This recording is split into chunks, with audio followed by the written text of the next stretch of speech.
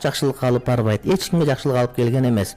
Эгерде сизге бир арак сунуп туруп ичпесең капы болом десе ага айтыңыз, мага жамандык каалайсыңбы деп. Анткени арак сунуп аткан адам сизге бүтүндөй жамандык берип аткан адам. Арак ичип аласызбы кээде дейм, ичимдик ичип аласызбы? Кичине кээде коноктор болот, анан ушунда кичине өтүп кетет анан. Жок, намазды окуй бериңиз, анан барып калат. Арак жакшы эмес, арак жакшы эмес. Намазды калтырбаңыз, арак жакшы эмес. Арак ичпеңиз, жамандыктын башаты. Кудай Таалам жаман көргөн. Куранда келет, пайгамбардын осуятында келет. Арак бүтүндөй жамандыктын башаты, уммул хабаис дейт.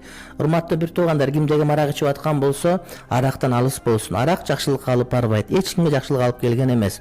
Эгерде сизге бир арак сунуп туруп ичпесең капы болом десе ага айтыңыз, мага жамандык каалайсыңбы деп. Анткени арак сунуп аткан адам сизге бүтүндөй жамандык берип аткан адам. Эгерде бир адам сизге арак иштеп кыйнабаса, сизди бузгусу келип, сизди өлтүргүсү келген адам, сизге уу берип аткан адам. Анткени пайгамбар айтат, арак бүтүндөй жаман энеси деп. Демек, арак иштеп айтып аткан адам бүтүндөй жамандыкты сага тартуулайм деп аткан адам. Эгер арак алып берип аткан адам болсо, сени бүтүндөй жамандыкка түртүп аткан адам. Конокко барганда арак куюп ичип кой деген адам сага жамандыкка кетип түртүп аткан адам деп түшүнүшүбүз керек. Арак ичпеш керек, арак арам. Намазга бара бериңиз, иншалла намазыңыз жакшы окусаңыз, арактан кайтарат деп айтар элем мен. Жана жума менен чектелип калбаңыз, 5 мал намаз окуганга аракет кылыңыз. Кудай Таалам бардыгына кадыр. Дагы бир угарман бар, угарман кулак сизде. Ва алейкум ассалам.